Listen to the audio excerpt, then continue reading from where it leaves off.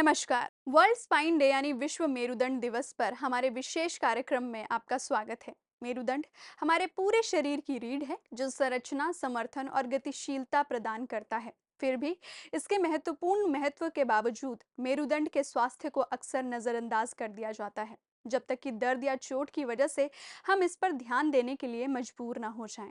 आज पीठ और मेरुदंड की समस्याएं एक प्रमुख स्वास्थ्य समस्या बन गई हैं। साथ ही लंबे समय तक होने वाला पीठ दर्द, स्लिप डिस्क और रीढ़ से संबंधित अन्य समस्याएं से पीड़ित लोगों की संख्या बढ़ रही है। भारत में बदलती जीवन शैली, जिसमें डेस्क पर लंबे समय तक बैठे रहना, शारीरिक गतिविधियों की कमी और मोबाइल उपकरणों का अत्यधिक उपयोग शामिल है, के कारण सभी आयु वर्ग के लोगों में मेरुदंड की समस्याओं में वृद्धि हुई है। हालांकि हो सकता है कि ये समस्याएं मामूली असुविधा के रूप में शुरू हों, लेकिन ये गंभीर स्थितियों में बदल सकती है, जो गतिशीलता, उत्पादकता और समग्र स्वास्थ्य को प्रभावित करती हैं। इस विश्व मेरुदंड दिवस पर हमारा लक्ष्य स्वास्थ्य मेरुदंड को बनाए रखने के महत्व के बारे में जागरूकता बढ़ाना है। हम मेरुदंड के स्वास्थ्य को प्रभावित करने वाली दैनिक आदतों पर चर्चा करेंगे, आसन से लेकर व्यायाम तक, तथा नवीनतम उपचारों एवं निवारक उपायों तक पता लगाएंगे, जो हमारे शरीर के इस महत्वपूर्ण हिस्से की रक्षा करने में मदद कर सकते हैं। हम भाग्यशाली हैं कि आज हमारे साथ 4 प्रतिष्ठित विशेषज्ञ मौजूद हैं। डॉक्टर अनिल गोलहर, जो कि MS surgeon, consultant orthopaedic surgeon हैं, जो नागपुर में Golhar S spine care and trauma institute में अभ्यास करते हैं। I am Dr. Anil Golhar, spine surgeon from Nagpur. I have been working at Medical College Nagpur, Indira Gandhi Medical College Nagpur. I also worked at Medical College Aurangabad, and I was professor and head at NKP Salve Institute of Medical Sciences Nagpur till Corona. Now I am professor emeritus at NKP Salve Institute of Medical Sciences, and I have been doing spine work since 1981 when I became a unit in charge at GMC Nagpur. Doctor Gautam Jhaveri, जो MS orthopaedic DNB हैं और मुंबई के घाटकोपर में spine surgeon के रूप में अभ्यास करते हैं। नमस्कार, मेरा नाम डॉक्टर गौतम झवेरी है। मैं स्पाइन स्पेशलिस्ट यानी स्पाइन सर्जन हूँ और बम्बई के जसलोक अस्पताल, रिलायंस हॉस्पिटल एंड जेन हॉस्पिटल में से काम करता हूँ। आज मैं आपके साथ कुछ रीढ़ की हड्डी यानी स्पाइन की बीमारियों के बारे में बात करने वाला हूँ। डॉक्टर मिहिर बापट, जो MS DNB orthopaedic consultant spine surgeon हैं और बांद्रा मुंबई और विले पार्ले मुंबई में स्पाइन फर्स्ट क्लिनिक नानावटी अस्पताल में अभ्यास करते हैं। और डॉक्टर शैलेश हडगामकर, जो MS ortho, FCPS ortho, D ortho, FISS इंजी स्पाइन फाउंडेशन फेलोशिप मुंबई के साथ साथ Indian clinic fellowship spine surgery Newcastle UK Pune में एशियन आर्थो स्पाइन क्लिनिक में अभ्यास करने वाले कंसल्टेंट ऑर्थोपेडिक स्पाइन सर्जन हैं, जो इस विषय पर अपना ज्ञान साझा करेंगे कि हम अपने मेरुदंड की बेहतर देखभाल कैसे कर सकते हैं और रीढ़ की हड्डी से जुड़ी आम समस्याओं से कैसे बच सकते हैं। वे भारतीय संदर्भ में मेरुदंड को स्वस्थ बनाए रखने के लिए बहुमूल्य सुझाव भी देंगे, जहां डेस्क जॉब, लंबी यात्राएं और अधिक बैठे रहने वाली जीवन शैली जैसे कारक बहुत आम हैं।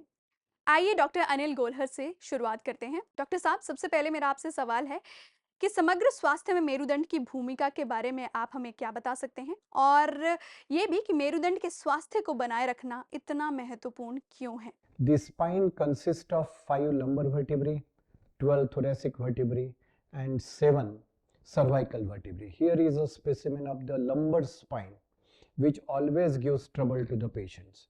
So most of the patient come with the pain in the lumbar spine. These are the 5 vertebrae. This is the 5th one, 4th, 3rd to 1, and the last one is the sacrum. Between 4 5 you see a small red bump that is shown as a disc prolapse. So that is most of the time the cause of the backache. And then there is another one, because of the slope of the sacrum there is L5S1 disc that slips and gives rise to pain. So disc prolapse is one of the commonest cause of backache in the younger and middle-aged people. In older people, it is the degenerative process, that is thickening of this particular facetal joint, which gives rise to extra bone formation here, and then these nerves they get trapped. That is called as lumbar spondylosis. Spondylosis is degeneration. Doctor Gautam, अब मेरा अगला सवाल आपसे है। भारत में लोगों की रीढ़ से संबंधित आम समस्याएं क्या हैं?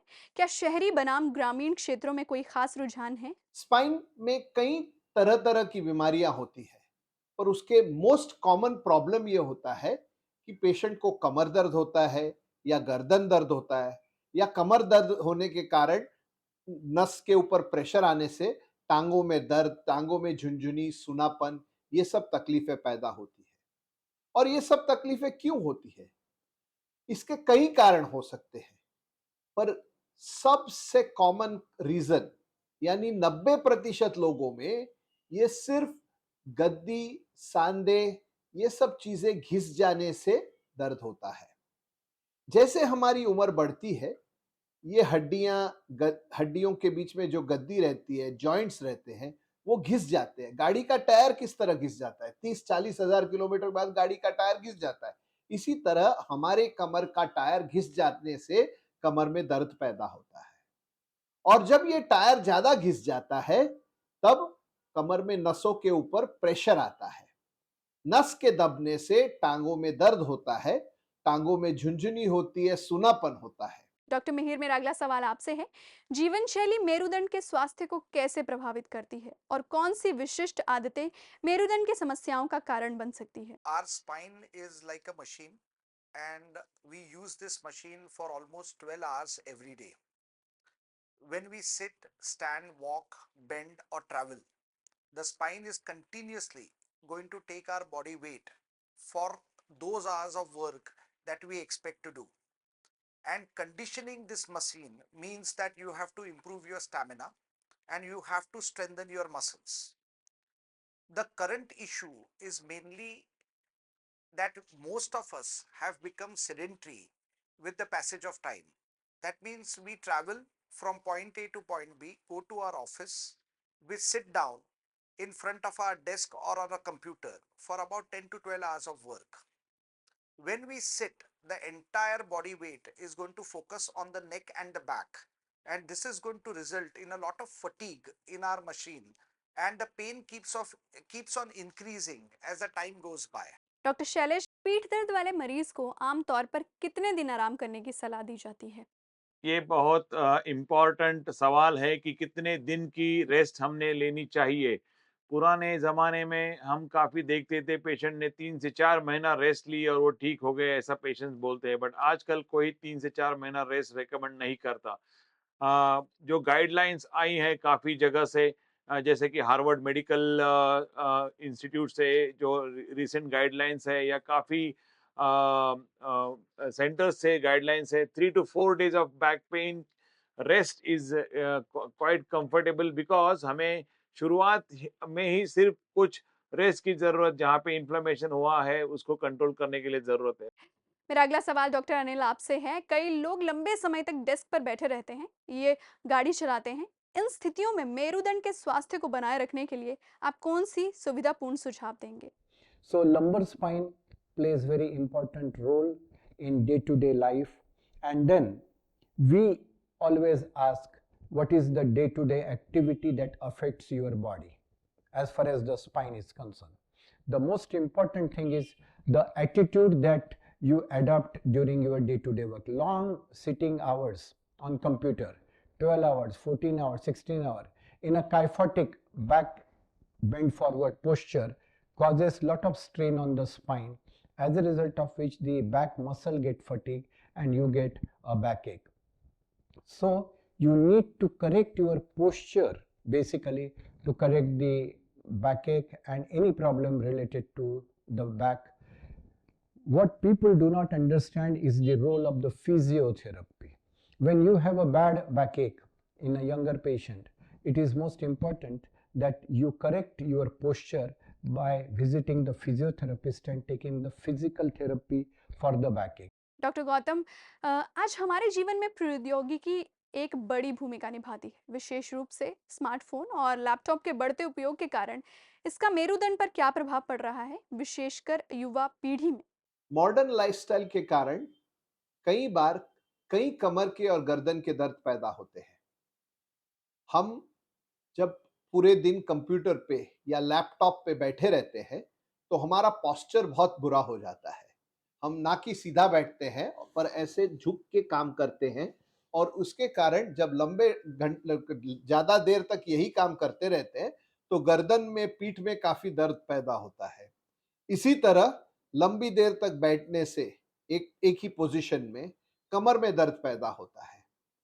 लैक ऑफ एक्सरसाइज, जो आजकल मॉडर्न टाइम अभी सुधर रहा है, या आजकल के युवा पीढ़ी काफी एक्सरसाइजेस कर रही है, पर जो एल्डरली पॉपुलेशन है उसमें कोई एक्सरसाइज की कल्पना नहीं है, वो समझते नहीं है इंपॉर्टेंस ऑफ एक्सरसाइज, और एक्सरसाइज न करने से कमर के दर्द, गर्दन के दर्द काफी देर टाइम पैदा होते हैं। डॉक्टर महिर, क्या आप उन निवारक उपायों के बारे में विस्तार से बता सकते हैं जो लोग मेरुदंड से जुड़ी समस्याओं से बचने के लिए अपना सकते हैं? साथ ही व्यायाम मेरुदंड के स्वास्थ्य में किस प्रकार भूमिका निभाता है, इसके बारे में अगर आप हमारे दर्शकों को कुछ बताएं तो। Our spine is one of the most hardworking machines in the world. It carries a minimum of 70 kilos for 10 to 12 hours a day. And there is no machine in the world that runs effectively without constant servicing. When we talk of servicing our own spine, it can be done in two ways. One is reducing the load. The constant load on our spine is our own body weight. When I come out of bed, if my spine has to carry 70 kilos for 12 hours a day, it is better off carrying 60 kilos instead of 70 kilos. Therefore, the number one priority for all spinal problems is to lose body weight. क्या ज्यादा वजन और मोटापा पीठ दर्द के लिए हानिकारक है? ये आजकल हम जो देखते हैं कि वज़न घटाना चाहिए, कोई भी डॉक्टर के पास जाओ, कहते हैं कि आप वज़न कम करो तो आपका पीठ दर्द कम हो जाएगा। क्या कोरिलेशन है इसके लिए? हम कहते हैं कि ओवरवेट जो बीएमआई 25 से 30 के करीब रहता है और ओबीज़ जो 30 से ऊपर वो बीएमआई रहता है, इससे काफ़ी मसल टोन वीक होती है। टोन जब भी बड़ी है तो लोअर बैक का मसल्स और सामने का एब्डोमिनल मसल्स का कोरिलेशन अच्छा नहीं रहता। इसकी वजह से बैक पेन क्रॉनिक होने का चांस ज़्यादा होता है। तो जो भी एक्टिव ओवरवेट पर्सन है शायद उन्हें तकलीफ नहीं भी हो, बट जो एक्टिविटी नहीं कर रहे हैं, एक्सरसाइज नहीं कर रहे हैं और जो फोकस नहीं कर रहे कि हमें थोड़ा-सा वज़न कंट्रोल करना चाहिए, उनमें बैक पेन थोड़ा लॉन्ग टर्म रहने का चांस ज़्यादा है। डॉक्टर अनिल, मेरुदंड की समस्याओं के लिए आज कौन से उन्नत उपचार उपलब्ध हैं और वे कितने प्रभावी हैं? Do not think of various types of surgeries that are advocated day in and day out. If you see the literature, it is said that if you see 100 patients of backache, only 4 or 5, it means that 5% of the patient will need some sort of surgical intervention. It only means that 95% of your patients are going to get good treatment and then they will not need any surgery.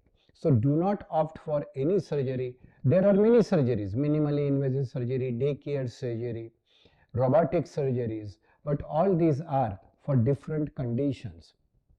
Of course, when the surgeon does a MRI, a CT scan, and then he thinks that there is a real problem in your spine and he advocates a surgery, you should give it a thought that yes, my doctor is telling me that this needs to be operated, but only 4 or 5% of your patients who visit you for backache will need surgery.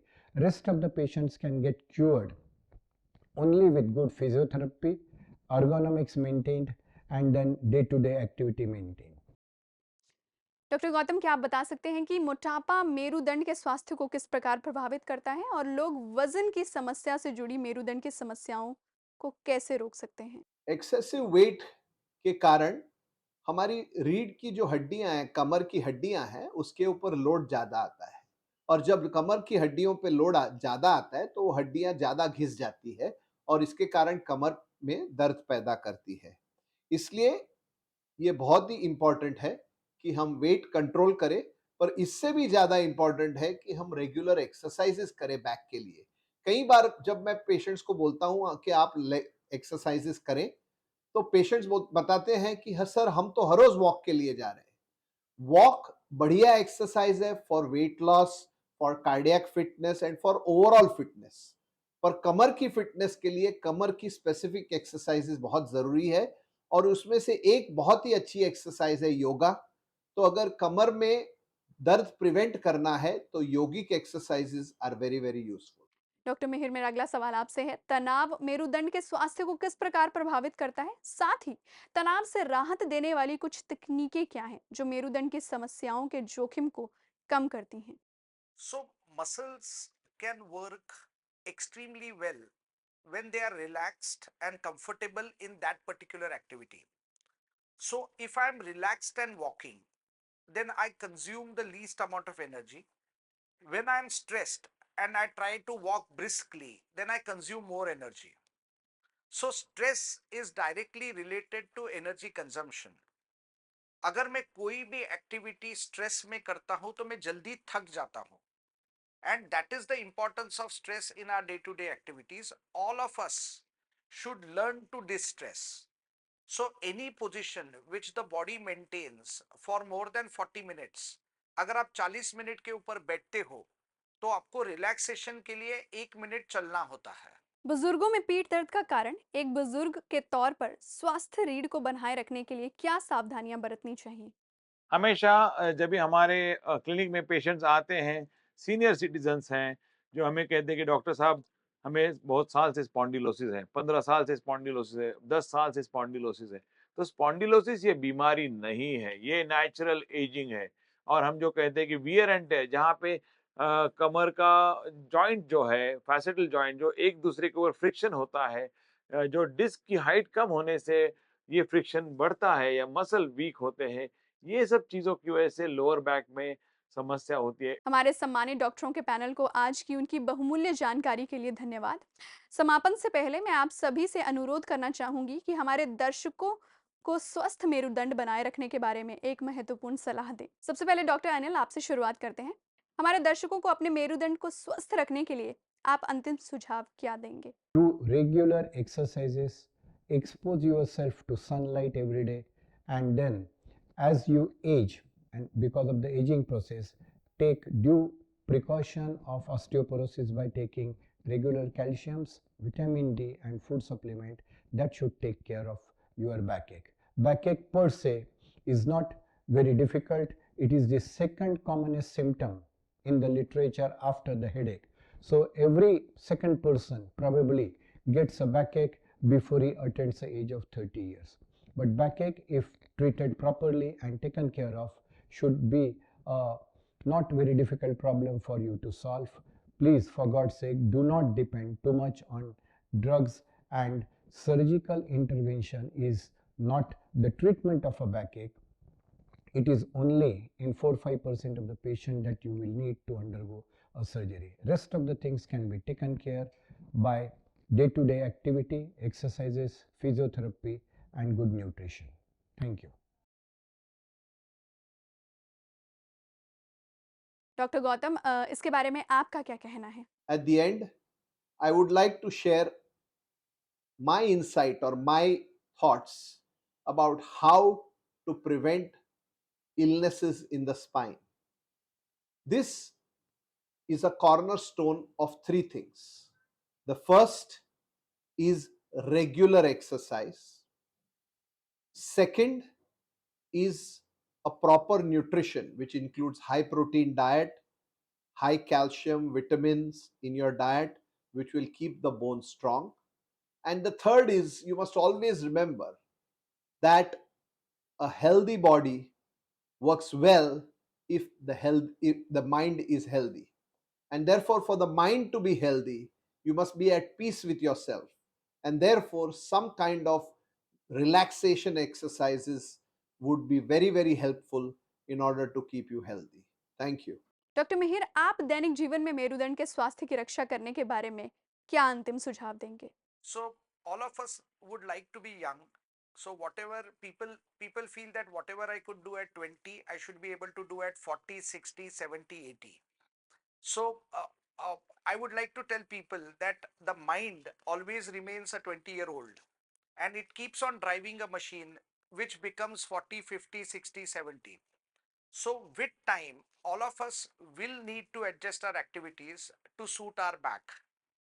The best sportsman in the world will retire at 40, and therefore joint pains, joint aches, reduction of stamina is a natural rule after 40. In common language, it is called as spondylitis. And this is not a complication. And we need to stay fit so that we are able to run a marathon even at 60. Thank you. जी, रीढ़ की surgery और प्रबंधन के नए तरीकों के बारे में आप हमारे दर्शकों को कुछ बताएं। आजकल हर एक फील्ड में पेशेंट्स को मिनिमल एक्सेस, कम से कम चीर, दूरबीन वाली शस्त्रक्रिया, microscopic surgery, robotic, navigation based या एंडोस्कोपिक सर्जरी, ये जो वर्ड्स आजकल पेशेंट्स को बहुत अट्रैक्ट करते हैं, ये क्यों आ रहा है? ये स्पाइन सर्जरी में भी है, क्योंकि इससे प्रिसिजन, एक्यूरेसी और पेशेंट की सेफ्टी के लिए काफी सपोर्ट मिल रहा है और काफी नया एविडेंस आ रहा है।